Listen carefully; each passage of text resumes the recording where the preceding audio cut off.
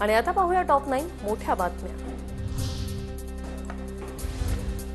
परभणीतील राष्ट्रवादीचे माजी आमदार बाबाजानी दुराणी यांचा काँग्रेसमध्ये प्रवेश। प्रदेशाध्यक्ष हर्षवर्धन सपकाळ, नेते अमित देशमुख यांच्या उपस्थितीत कार्यकर्त्यांसह पक्षप्रवेश।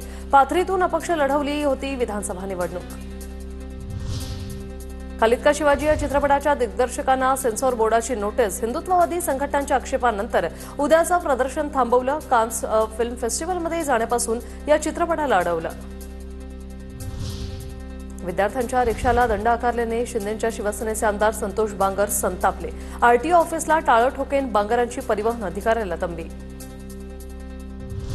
महादेवी हत्तीणी संदर्भात वकिलांची आजची बैठक उद्यावर। नांदणी मठ, वनतारा आणि सरकारचे वकील यांच्यात मुंबईतील नरिमन पॉइंट येथे उद्या दुपारी 4 वाजता बैठक।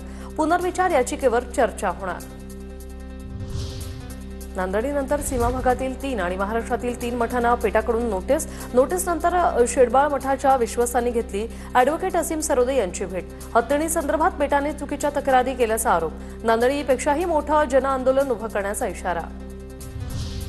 वैयक्तिक किंमत मोजावी लागली तरी चालेल, पण शेतकरी, पशुपालक आणि मच्छीमारांच्या हिताशी कुठलीही तडजोड करणार नाही।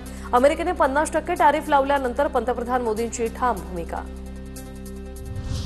तुम्ही आमच्या निर्यातीवर टॅरिफ लादू शकता, आमच्या सार्वभौमत्वावर नाही। तुम्ही टॅरिफ वाढवा, आम्ही संकल्प वाढवू, चांगले पर्याय शोधू आणि स्वावलंबी हो। भारत कोणासमोर झुकणार नाही। उद्योगपती हर्ष गोयंकांचं ट्विट करत डोनाल्ड ट्रम्प यांना उत्तर।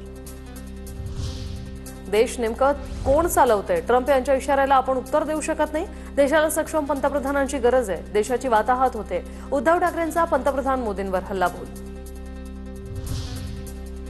दौंडच्या यवतमधील जमावबंदी जिल्हाधिकाऱ्यांनी उठवली। जनजीवन पूर्णपणे सुरळीत। सोशल मीडियावरील पोस्टवरून झाला होता हिंसाचार। 2 दिवसांपासून यवतमध्ये जमावबंदी 6 ते 11 दरम्यान होती शिथिलता।